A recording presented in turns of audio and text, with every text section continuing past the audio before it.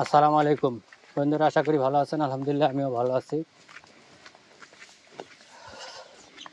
রাস্তা দিয়ে হাঁটতেছি। জীবনের প্রথম আপনাকে দেখাচ্ছি আমাদের এলাকার সুনামধন্য স্কুল। বেশি হয়ে গেছে। আমরা ছোটবেলায় লেখাপড়া করছি। এই যে সাইডে প্রাইমারি স্কুল, এটা হাই স্কুল, আর এইদিকে গার্লস স্কুল। তো আমি এখন এই গার্লস স্কুলে যাইতেছি। গার্লস স্কুলের বিল্ডিংয়ের কাজ চলতেছে। তো ওখানে অনেক আনন্দ ফুর্তিও হচ্ছে। মানে যারা কাজ করতেছে রাজমিস্ত্রিরা অনেক ধরনের নিজস্ব প্রোগ্রাম করতেছে। ওরা নিজেরাই সারাদিন কাজ করে এবং মাঝে মধ্যে নাকি খুব আনন্দ করে। তো আমিও একটু ওখানে শরিক হতে যাচ্ছি, আপনাদেরও সামনে শেয়ার করব। আমার এক ভাইস্তা ওখানে বসে রয়েছে, বারবারই ফোন দিচ্ছে যে কাকা এখানে আয়, দেখ কি আনন্দটা হচ্ছে। মানে এমনি কোনো প্রোগ্রাম নয়, ওরা কাজ করতেছে রাজমিস্ত্রির। তো ওরাই নাকি খুব আনন্দ করতেছে। তো এই জন্য আমিও একটু দৌড় ফিরে ঢুকতেছি। সাথেই থাকুন, দেখতে থাকুন।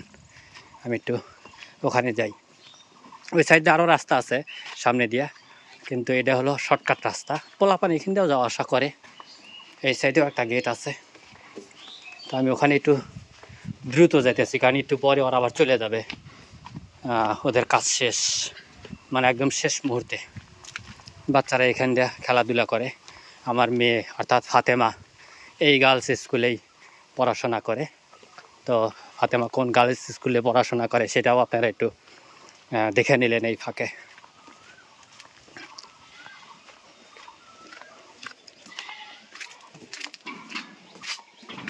স্কুলের ভিতরে ঢুকলাম। এই যে বিল্ডিং হচ্ছে, নতুন বিল্ডিং।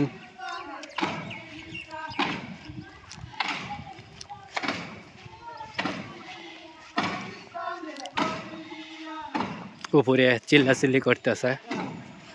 হাকিম কোন দিক দিয়ে?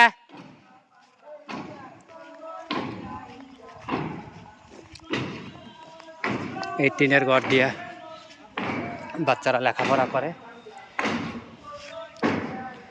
আর আমার মেয়ে সম্ভবত এইটার কোনো একটা রুমে, ষষ্ঠ শ্রেণী সপ্তম শ্রেণী, এটা হলো অফিস কক্ষ। মানে এখানে কোনো একটা দিয়ে ওরা লেখাপড়া করে। তো আমি যে সিঁড়িতে উঠতেছি, একটু দৌড়াইয়ে উঠি, কারণ অনেক মজা করতেছে ওরা।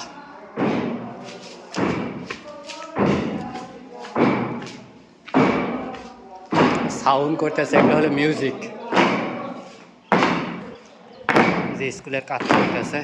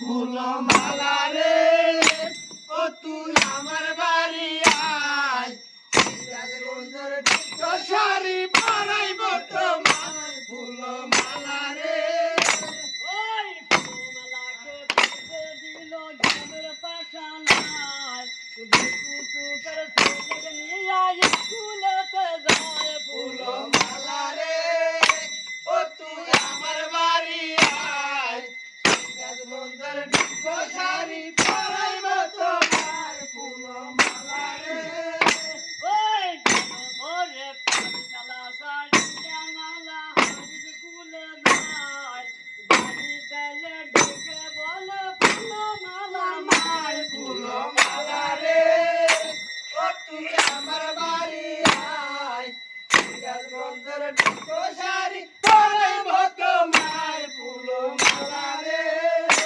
ওই ফুলমালার মায়ে বলে সুজন বাবুর কাছে তোমার বিয়া ফুটে দিলাই তুলা থাকে তুলে ফুল মালা রে ও তুই আমার বাড়ি আয় সিরাজগঞ্জের শাড়ি পরাইব তোমায় ফুল মালা রে ওই একে দিন কাটিয়া সেদিন চলে যায় ব্যাধি হইয়া ছিল জানে ফুলমালার মায় ফুল মালা রে ও তুই আমার বাড়ি আয় সিরাজগঞ্জের শাড়ি পরাইব তোমায় ফুল মালা রে ওরে একে দিন কাটিয়া সেদিন চলে যায় ওর বাটা গেলে পারে স্কুলে পাঠায় ফুল মালা রে ও তুই আমার বাড়ি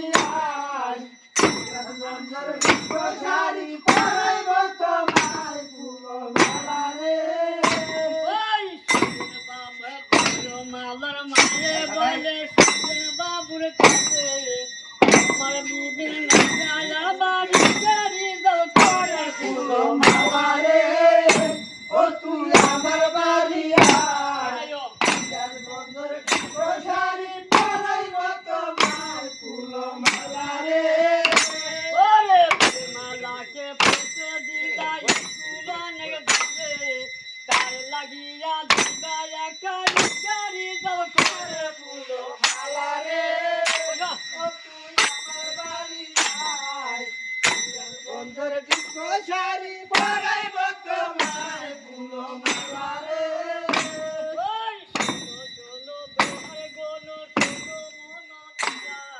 ফুলমালার কথা কি বলিব বলিয়া ফুল মালা রে ও তুই আমার বাড়ি আয় সিরাজগঞ্জের শাড়ি পরাইব তোমায় ফুল মালা রে ওরে শুনিয়া সুজন বাবু চিন্তা করে মনে লোকের মতো রিক্সাওয়ালা কাজী আমেলে ফুল মালা রে ও তুই আমার বাড়ি আয় সিরাজগঞ্জের শাড়ি পরাইব তোমায় ফুল মালা রে ওরে জমিনিয়া রিক্সা নিয়া রাস্তা দিয়া যায় এখন থেকে সুজন বাবু ডাকিল তাহায় ফুল মালা রে ও তুই আমার বাড়ি আয় সিরাজগঞ্জের শাড়ি পরাইব তোমায় ফুল মালা রে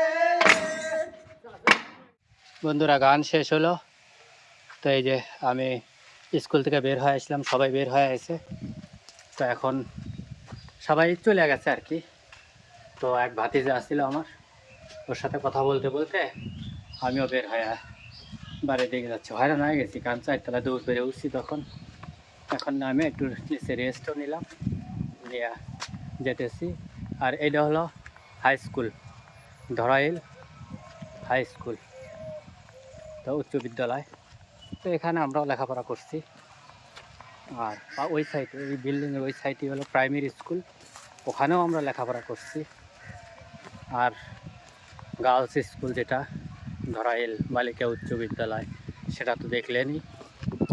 তো এখান দিয়ে আমি হাঁটতে হাঁটতে যেখান দিয়ে আসছি সেখান দিয়ে আবার বাড়িতে চলে যাচ্ছি। আর দুঃখের বিষয় হলো আজকে আমার গাড়িটা সমস্যা, মানে একদম পুরোই ডিস্টার্ব হয়ে গেছে আর চালানো যেতেছে না। অনেক দিন হলে ডিস্টার্ব ঠিক করব মেকার পাই না। মেকারের কাছে গতকালও গেছিলাম, আজকেও গেছিলাম, মেকার এখনও আসে নাই দোকানে। ওর নাকি বাড়িতে কি সমস্যা চলতেছে। তো এমনি বাড়িতে আসছি, আসা বগুড়া যাব গাড়ি ঠিক করাতে। তো এটার সম্ভব হলো না, যাত্রী তুলছি, রুগী তুলে বগুড়া পপুলার হসপিটালে নিয়ে যাব, ওখানে নামায় দিয়া গাড়ি ঠিক করে তারপরে ওদেরকে আবার নিয়ে আসবো, মানে নিয়ে আসছিল এরকম, কিন্তু সেটা সম্ভব হলো না। তার ফাঁকে বলে নেই, এখানে হলো এসএসসি পরীক্ষা চলতেছে হাই স্কুল স্কুলে। তো সেটা সম্ভব হলো না। যাত্রী তোলার পরই যখন গাড়ি স্টার্ট দিছি তখনই গাড়ি আর স্টার্ট নেয় না, তো নেয় না। পরে ধাক্কা দিয়ে স্টার্ট নেওয়ালাম, একটু যাওয়ার পরই অটোমেটিকলি অফ হয়ে যায়।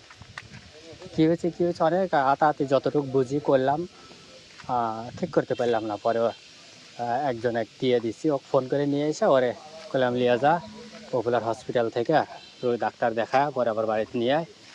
আর আমার গাড়ি কী হয়েছে না হয়েছে সেটা আমি পরে দেখতেছি, বড় ভাই আসলে বড় ভাই দিয়া দেখাবো না কী হয়েছে। তো বন্ধুরা, আজকের ভিডিওটা এখানেই শেষ করলাম। সবাই ভালো থাকবেন, সুস্থ থাকবেন, আল্লাহ হাফেজ।